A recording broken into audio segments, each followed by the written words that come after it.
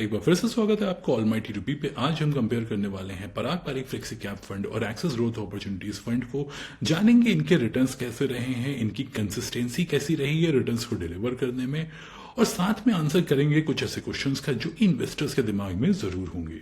अगर आप पराग Parikh flexi cap fund और एक्सेस ग्रोथ अपॉर्चुनिटीज फंड की बेसिक डिटेल्स जानना चाहते हैं तो उसके ऊपर मैंने ऑलरेडी वीडियो बना रखा है। उन वीडियो को मैं डिस्क्रिप्शन में और आई बटन में लिंक कर दूंगा, आप वहां जाके उनको देख सकते हैं। अब सबसे बड़ा क्वेश्चन जो यहाँ पे आता है कि आखिर हम इन दोनों फंड्स को कंपेयर कर क्यों रहे हैं। ये दोनों ही फंड अलग अलग कैटेगरीज को बिलोंग करते हैं। पराग पारिक फ्लेक्सी कैप फंड एक फ्लेक्सी कैप कैटेगरी का फंड है, वहीं पे एक्सेस ग्रोथ अपॉर्चुनिटीज फंड एक large and mid cap category का फंड है। फ्लेक्सी कैप कैटेगरी में फंड मैनेजर के पास पूरी फ्लेक्सिबिलिटी होती है, उसके ऊपर किसी भी तरह का रिस्ट्रिक्शन नहीं होता है। वो अपने हिसाब से किसी भी मार्केट कैपिटलाइजेशन, किसी भी कंपनी में कितना भी परसेंट एलोकेशन लगा सकता है। वहीं पे एक large and mid cap category के फंड को एटलीस्ट 35% पैसा लार्ज कैप में और एटलीस्ट 35% पैसा मिड कैप में लगाना ही लगाना है। रिमेनिंग 30% पैसा फंड मैनेजर अपने हिसाब से लगा सकता है। तो ये दोनों ही फंड अलग अलग कैटेगरी के हैं, लेकिन हम इन दोनों ही फंड्स को कंपेयर इसलिए कर रहे हैं क्योंकि ये दोनों फंड्स इंडिया के कुछ म्यूचुअल फंड्स में से हैं जो कि इंडियन इक्विटीज के साथ साथ फॉरेन इक्विटीज में भी इन्वेस्ट करते हैं। अगर हम पराग पारिक फ्लेक्सी कैप फंड की फॉरेन इक्विटी पोर्टफोलियो देखें तो 18.46% पैसा फॉरेन इक्विटीज में लगा है। वहीं पे एक्सेस ग्रोथ अपॉर्चुनिटीज में 15.06% पैसा फॉरेन इक्विटीज में लगा हुआ है। तो ये दोनों ही फंड ऐसे हैं जो कि इंडियन इक्विटीज में भी लगाते हैं और थोड़ा सा पोर्शन फॉरेन इक्विटीज में भी लगाते हैं।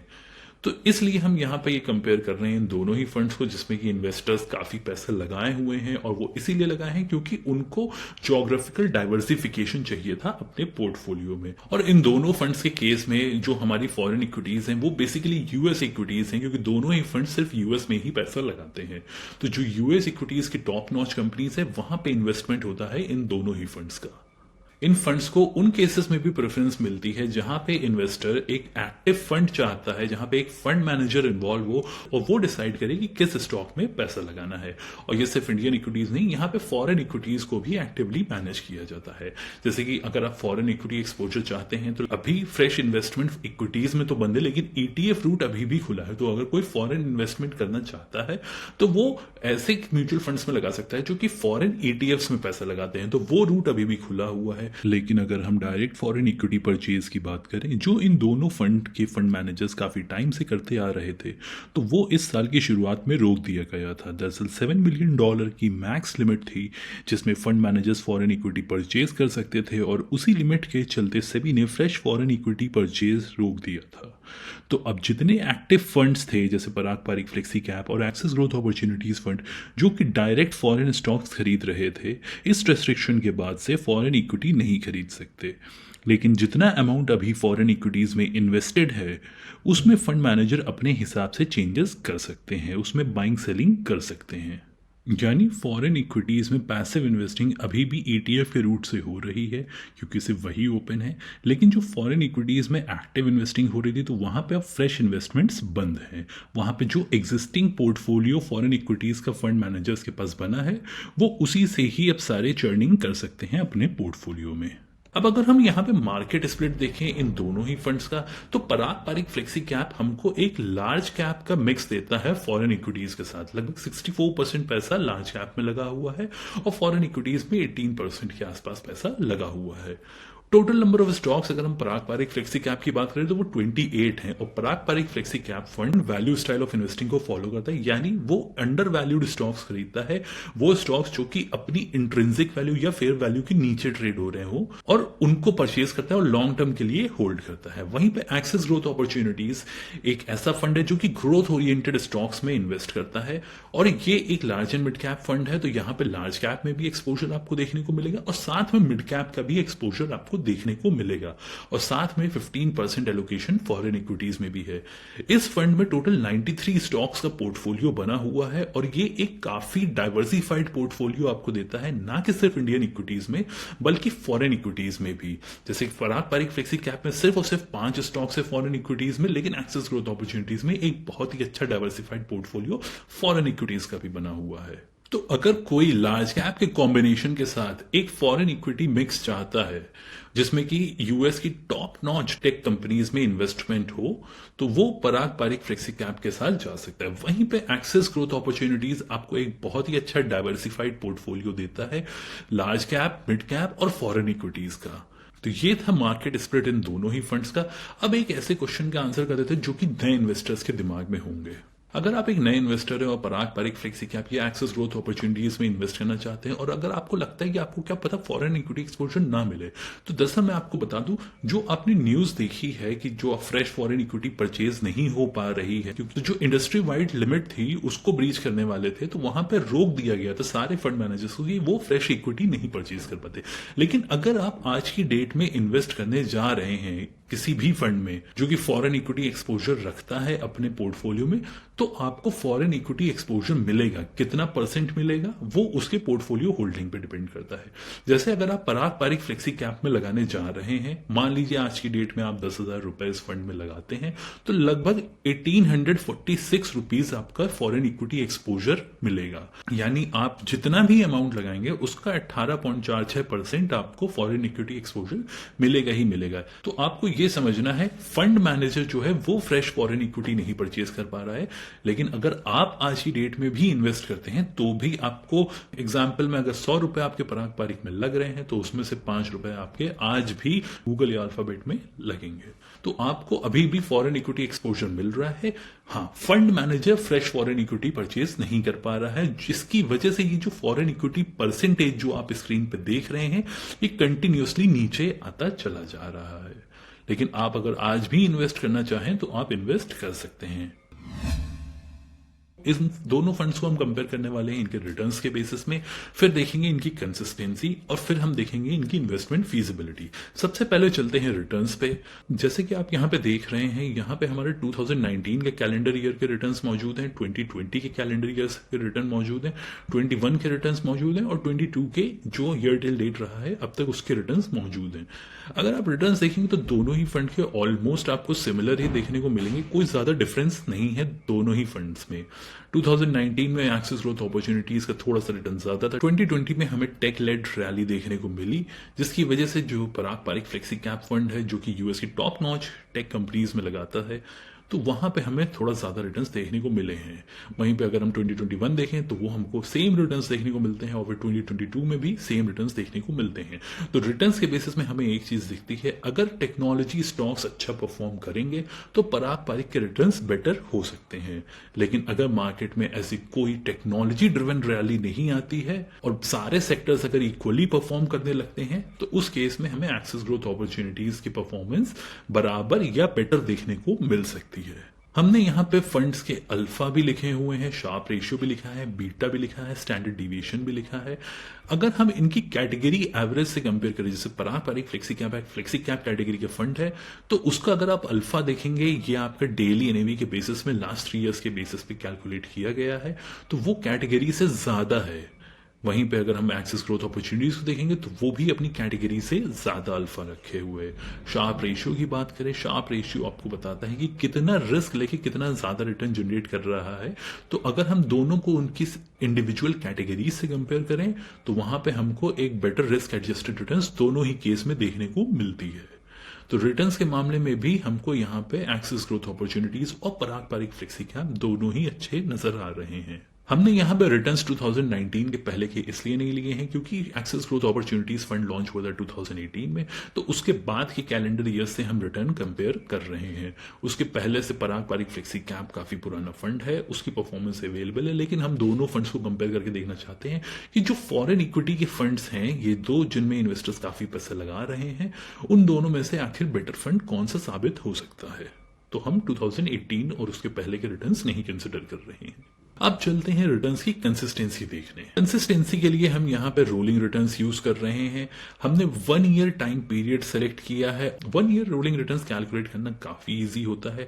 जैसे कि हमारी स्टार्ट डेट 26/10/2018 है, तो 26/10/2018 से लेके 26/10/2019 तक का 1 साल की विंडो हुई, उसमें क्या रिटर्न आया है। वैसे ही 27/10/2018 से 27/10/2019 तक का 1 साल की विंडो है, उसमें क्या है। वैसे ही हमने हर डेट के लिए निकाल लिया है फॉर अ 4 ईयर विंडो। तो 4 साल का हमारा टोटल ड्यूरेशन है और हमने 1 ईयर टाइम पीरियड के रोलिंग रिटर्न्स निकाले हैं। अब हम इसमें ये देख रहे हैं कि यहाँ पे 15% जो हमारी एक्सपेक्टेशन होती है किसी भी हाई रिस्क फंड से, क्योंकि अब यहाँ पे फॉरेन इक्विटी में पैसा लग रहा है तो रिस्क तो हाई है, तो उसमें तो कोई दो राय नहीं है कि यहाँ पे जो इन्वेस्टर्स इसमें पैसा लगा रहे हैं उनकी रिस्क एपेटाइट हाई है। किसी भी आप ऐसे फंड में लगा रहे हैं जो कि फॉरेन इक्विटी एक्सपोजर भी ले रहा हो, तो उस तरह के फंड से आपकी एक्सपेक्टेशन 15% से ज्यादा की होती है। तो अब हमें यह देखना है कि 15% से ज्यादा रिटर्न देने की कंसिस्टेंसी दोनों की कैसी रही है।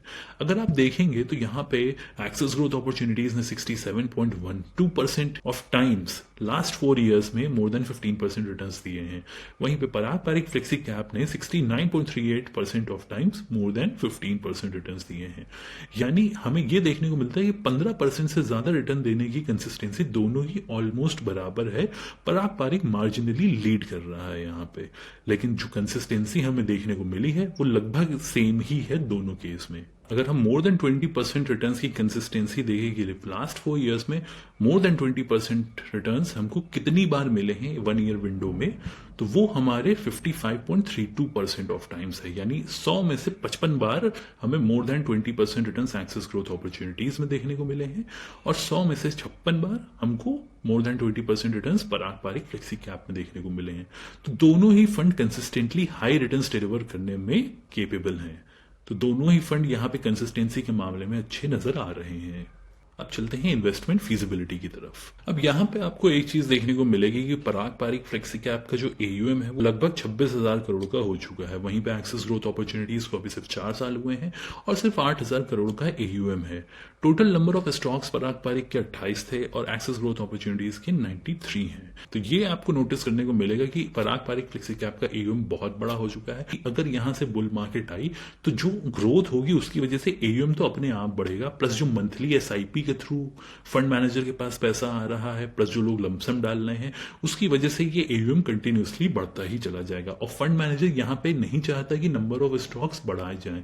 जैसे कि हम देख रहे हैं 26,000 का एयूएम होने के बाद भी 28 स्टॉक्स का पोर्टफोलियो लिए हुए है फंड मैनेजर और अपनी सेम कॉल्स को वो कंटिन्यू करते हैं क्योंकि यहाँ पे लॉन्ग टर्म के लिए इसको होल्ड किया जाता है। तो यहाँ पे हमें दिख नहीं रहा है कि यहाँ पे फंड मैनेजर अपने पोर्टफोलियो में ज्यादा नंबर ऑफ स्टॉक्स को इंक्लूड करना चाहता है। तो चांसेस हैं कि फ्यूचर में अगर बहुत अच्छी ग्रोथ आई और पैसा इस फंड में डालते चले गए अगर इन्वेस्टर्स, तो इनफ्लोज को रेस्ट्रिक्ट किया जा सकता है।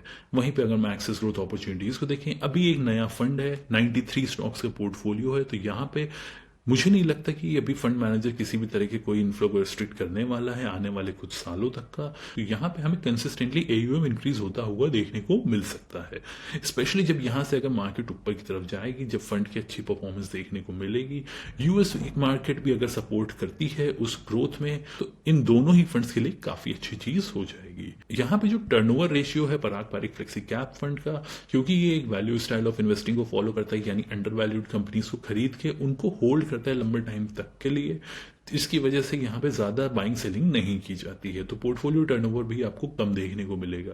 एक्सेस ग्रोथ अपॉर्चुनिटीज में थोड़ी ज्यादा चर्निंग करी जाती है, इनफैक्ट इसके फॉरेन इक्विटी पोर्टफोलियो में भी काफी चर्निंग करी गई है पिछले कुछ महीनों में, तो वो भी हमको यहाँ पे 26% का टर्नओवर रेशियो देखने को मिलता है एक्सेस ग्रोथ के केस में। एग्जिट लोड हमको एक बार फिर से बताता है कि ये दोनों ही फंड हमारे लॉन्ग टर्म के लिए हैं, स्पेशली पराग पारिक फ्लेक्सी कैप का 2 साल का एग्जिट लोड है। यानी अगर आप पहले साल अगर बेचते हैं अपनी होल्डिंग्स को तो आपको 2% का एग्जिट लोड लगेगा, और अगर आप 365 डेज के बाद 730 डेज तक का अगर बेचते हैं तो आपको 1% का एग्जिट लोड लगेगा। वहीं पे एक्सेस ग्रोथ अपॉर्चुनिटीज में 1 साल के लिए है 1% का एग्जिट लोड।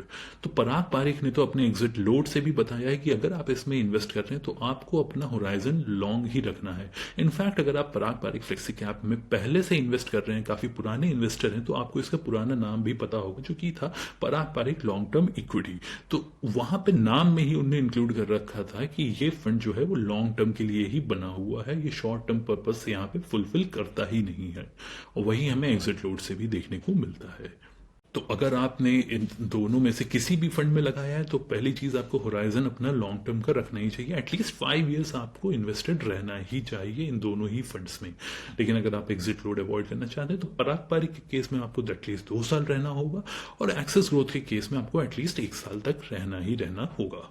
एक और चीज जो आपको यहाँ पे नोटिस करने को मिलेगी, अब क्योंकि फॉरेन इक्विटीज में परचेजिंग बंद है पूरी तरह से, तो फॉरेन इक्विटी परसेंटेज 18.46 हो चुका है पराग पारिक के केस में। फंड मैनेजर के पास कंटिन्यूसली पैसा आ रहा है एसआईपी और लमसम के फॉर्म में, उस पैसे को उसे कहीं डिप्लॉय तो करना ही, क्योंकि कैश के फॉर्म में वो रख नहीं सकता, तो उस पैसे को डिप्लॉय वो कर रहा है इंडियन इक्विटीज में और कंसिस्टेंटली वो पैसा डालता चला जा रहा है। अब फॉरेन इक्विटीज जो है वो तो कांस्टेंट है और इंडियन इक्विटीज कंसिस्टेंटली ग्रो होती चली जा रही है, वो कंटिन्यूसली परचेज होती चली जा रही है, जिसकी वजह से फॉरेन इक्विटी पोर्टफोलियो जो है वो श्रिंक होता जा रहा है। तो जो उसका परसेंटेज होल्डिंग है फॉरेन इक्विटीज की, वो कंसिस्टेंटली कम होती चली जा रही है। अगर आप पिछले कुछ महीनों से इस फंड को ट्रैक कर रहे हो तो आपको देखने को मिलेगा कि फंड की फॉरेन इक्विटीज काफी ज्यादा श्रिंक हो गई हैं और करेंटली 18.46% पे है। तो अगर फंड मैनेजर यहां पे ये डिसाइड करता है कि उसको एक पर्टिकुलर परसेंटेज के नीचे नहीं ले जानी है अपने फॉरेन इक्विटीज, तो उसको अपनी इंडियन इक्विटीज को भी परचेज करने से रोकना होगा, यानी उसको अपना एयूएम दोबारा से रेस्ट्रिक्ट करना होगा ताकि उसके पास पैसा आना कम हो जाए, ताकि वो फ्रेश परचेजिंग अपनी इंडियन इक्विटीज में बंद करे। अदरवाइज वो इंडियन इक्विटीज में जितना परचेज करता चला जाएगा उतना उसकी फॉरेन इक्विटी होल्डिंग डाइल्यूट होती चली जाएगी। तो अगर वो फॉरेन इक्विटी डाइल्यूशन यहां पर रोकना चाहता है, क्योंकि पारंपरिक फ्लेक्सी कैप फंड फेमस ही इसलिए है क्योंकि ये फॉरेन इक्विटीज अपने पोर्टफोलियो में रखता है, तो फंड मैनेजर की सोच के ऊपर है अब वो किस तरह से चाहता है। मान लीजिए अगर उसने 15% यहां पे डिसाइड किया कि 15% के नीचे मुझे अपनी फॉरेन इक्विटी पोर्टफोलियो होल्डिंग को नहीं लाना है, तो वो एक पर्टिकुलर टाइम के बाद अपनी इन्वेस्टमेंट को रोक देगा, सारे तरीके के आपके फंड में इन्वेस्टमेंट्स बंद कर सकता है फंड मैनेजर। ये पॉसिबिलिटी है, अगर फंड मैनेजर ऐसा चाहता है तो होगा कि नहीं होगा उसके बारे में तो कोई कुछ नहीं कह सकता, लेकिन एक ये ऐसी पॉसिबिलिटी हो सकती है क्योंकि Parag Parikh flexi cap fund famous ही अपनी फॉरेन इक्विटी होल्डिंग्स के लिए रहा है शुरुआत से। एक चीज और जो आपको नोटिस करने को मिलेगी, एक्सिस ग्रोथ अपॉर्चुनिटीज फंड का जो एयूएम है वो 8,334 करोड़ का है, यानी उस 8,334 करोड़ का 15% जो है वो फॉरेन इक्विटीज में पार्क्ड है। अभी fresh investment fund manager foreign equities में नहीं कर सकता, तो वो कांस्टेंट हो गई।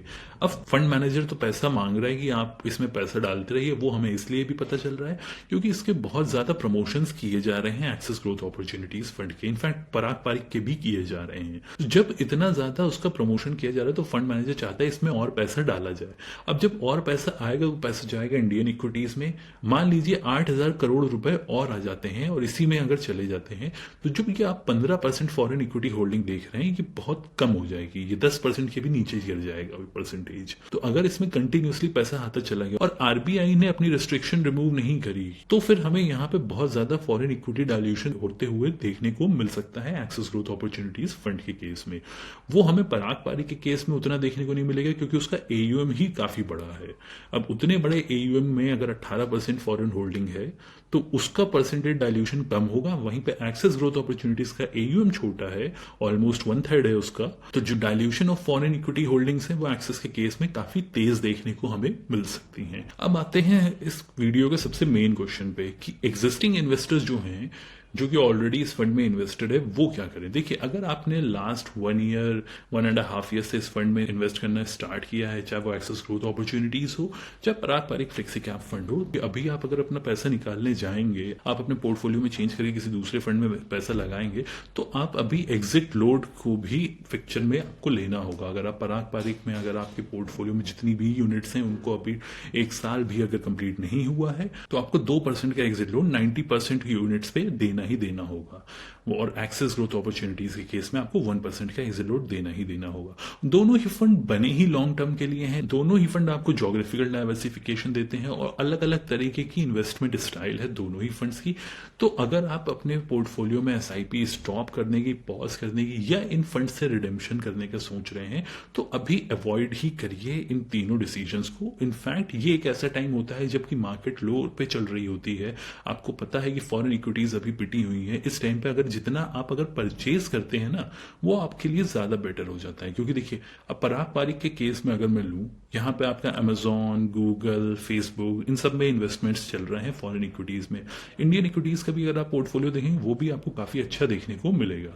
तो आपको अगर लगता है कि ये पोर्टफोलियो काफी एक अच्छे टाइम तक का आपको रिटर्न्स दे सकता है, इस तरह की कंपनीज में आप इन्वेस्ट करना चाहते हैं कि आप चाहते हैं कि मैं अगर कुछ पोर्शन लगा रहा हूं तो एटलीस्ट मुझे 5-10% पैसा जो है मेरा अमेजॉन, गूगल, फेसबुक जैसी कंपनीज में जाए, तो मैं इन फंड्स में इन्वेस्ट करूंगा ही करूंगा। तो ये फंड्स मुझे अभी भी एक्सपोजर तो दे ही रहे हैं। अगर मैं एक इन्वेस्ट कर रहा हूँ यहाँ पे, जितनी भी यूनिट्स मैं खरीदूंगा उन यूनिट्स पे भी मुझे एक्सपोजर मिल ही रहा है। अब वो भले ही परसेंटेज मेरा कम होता चला गया है, और प्लस यूएस मार्केट जो है अभी ब्लीड कर रही है, तो उसकी वजह से मुझे अपने रिटर्न्स भी नेगेटिव ही दिख रहे हैं लास्ट 1 ईयर 1.5 ईयर से। लेकिन इसका मतलब ये नहीं है कि ये फंड्स आगे परफॉर्म नहीं कर पाएंगे। देखिए अभी 1 ईयर का पीरियड हुआ है, हमें पता है कि ये फॉरेन इन्वेस्टमेंट भी करे हैं, इंडियन इन्वेस्टमेंट भी करे। जब फॉरेन इक्विटीज भी नहीं चली और इंडियन इक्विटीज भी नहीं चली, तो ऑब्वियसली ये पूरा फंड ही जो है वो आपको अंडर परफॉर्म करता दिखेगा। तो आप अगर जैसे पराग पारिक फ्लेक्सी कैप को बाकी फ्लेक्सी कैप फंड से कंपेयर करेंगे तो उनकी सोच ही एकदम अलग है। वैल्यू स्टाइल ऑफ इन्वेस्टिंग को फॉलो नहीं करते ज्यादातर फ्लेक्सी कैप फंड्स। दूसरा, वो फॉरेन इक्विटीज में भी पैसा नहीं लगाते, वो सिर्फ इंडियन इक्विटीज के अंदर पोर्टफोलियो बनाए हैं, जो भी आपको एक लार्ज कैप फंड से सिमिलर लगने लगेगा या एक large and mid cap fund से सिमिलर लगने लगेगा।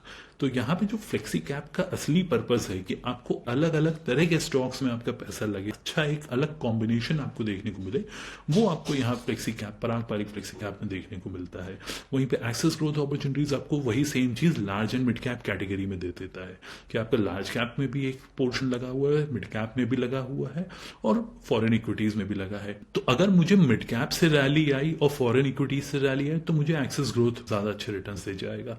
अगर मुझे लार्ज कैप और फॉरेन इक्विटीज से रैली आई, स्पेशली फॉरेन इक्विटीज में जो हमारी टॉप की टेक्नोलॉजी कंपनीज है उनसे रैली आई, तो हमको पराग पारिक फ्लेक्सी कैप में काफी अच्छे रिटर्न देखने को मिल सकते हैं। अब आपको अपने आप से कुछ सवाल पूछने हैं। आपने आखिर इन दोनों फंड्स को फर्स्ट प्लेस में सेलेक्ट क्यों किया था? आखिर क्या रीजनिंग थी आपने दोनों फंड्स में पैसा लगाया?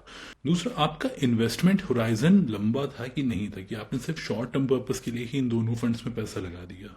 तीसरा, कि आपने अपने रिस्क एपेटाइट को ध्यान में रखा था कि नहीं रखा था इन्वेस्टमेंट करते वक्त? तो दोनों ही फंड में अगर आपने इन्वेस्ट किया हुआ है तो अभी थोड़ा सा वेट करिए, इतनी जल्दी आप इसमें कोई भी डिसीजन ना लीजिए। अगर आप डिसीजन ले चुके हैं फिर तो कोई बात नहीं, लेकिन अगर आपने अभी डिसीजन नहीं लिया और अगर आप सोच रहे हैं तो मैं कहूंगा आप थोड़ा सा वेट करिए, थोड़ा सब्र रखिए, मार्केट्स को एक बार ऊपर आने दीजिए। 15,000 का नैस्डैक 100 अभी 11,000 पे ट्रेड हो रहा है, उसको वापस से थोड़ा ऊपर के लेवल्स तक का आने दीजिए। क्या पता आपको जो रिटर्न्स अभी देखने को मिल रहे हैं उससे काफी ज्यादा अच्छे रिटर्न्स देखने को मिल जाएं।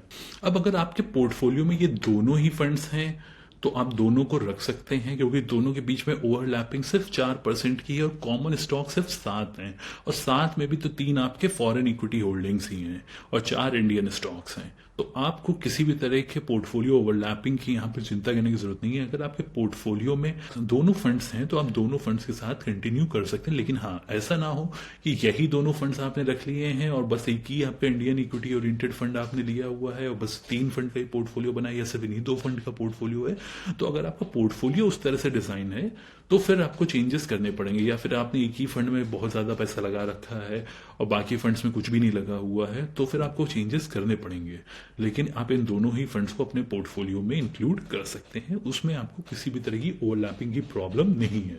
और अब एक सबसे बड़ा क्वेश्चन कि अगर आप इन दोनों ही फंड्स में से किसी एक फंड को सिलेक्ट करना चाहते हैं कि मुझे फॉरेन इक्विटी होल्डिंग तो चाहिए, लेकिन मैं चाहता हूं मैं या तो पराग पारिक फ्लेक्सी कैप के थ्रू फॉरेन इक्विटी होल्डिंग में जाऊं और इंडियन इक्विटीज में इन्वेस्ट करूं, या फिर एक्सेस ग्रोथ अपॉर्चुनिटीज के थ्रू जाऊं, तो अगर आपकी चॉइस यूएस की टॉप टेक्नोलॉजी कंपनीज की है और उसके साथ अगर आप इंडिया की लार्ज कैप कंपनीज का पोर्टफोलियो चाहते हैं तो पराग पारिक आपके लिए सूटेबल है। लेकिन अगर आप चाहते हैं कि एक वेल डाइवर्सिफाइड पोर्टफोलियो आपको मिले इंडियन इक्विटीज का, जिसमें लार्ज कैप में भी एक्सपोजर है, मिड कैप में भी एक्सपोजर है, थोड़ा स्मॉल कैप का भी एक्सपोजर है, और साथ में मुझे एक फॉरेन इक्विटी का भी एक वेल डाइवर्सिफाइड पोर्टफोलियो मिलेगी। ऐसा नहीं कि सिर्फ 4-5 कंपनी मेरी फॉरेन होल्डिंग की रखी हुई है, मुझे फॉरेन इक्विटीज में भी एक अच्छा एक्सपोजर चाहिए, वहां पे भी मल्टीपल सेक्टर्स में मेरा पैसा लगा हो, तो आपके लिए एक्सेस ग्रोथ अपॉर्चुनिटीज एक अच्छा फंड साबित हो सकता है।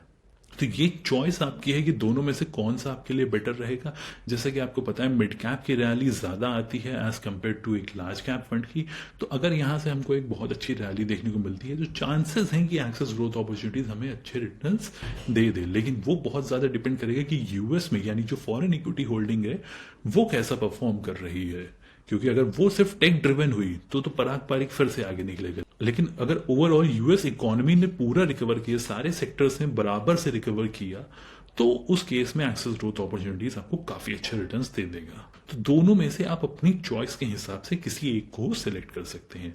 लार्ज कैप के साथ फॉरेन इक्विटी का कॉम्बिनेशन तो पराग पारिक के साथ जाइए, और अगर आप लार्ज मिड और फॉरेन इक्विटी का एक्सपोजर चाहते हैं तो एक्सेस ग्रोथ अपॉर्चुनिटीज के साथ जाइए, और यहाँ पे आपको एक अच्छा डाइवर्सिफाइड पोर्टफोलियो भी देखने को मिलेगा। तो ये था वीडियो जिसमें हमने दोनों ही फंड्स को कंपेयर करके देखा कि दोनों में क्या क्या डिफरेंसेस हैं और क्या क्या सिमिलैरिटी है, और साथ में हमने आंसर किए कुछ क्वेश्चंस जो कि बहुत सारे इन्वेस्टर्स के दिमाग में चल रहे थे। ये वीडियो आपको कैसा लगा कमेंट्स में जरूर बताइएगा। अगर अच्छा लगा हो तो लाइक जरूर करिए और चैनल को सब्सक्राइब जरूर करिए। Thank you.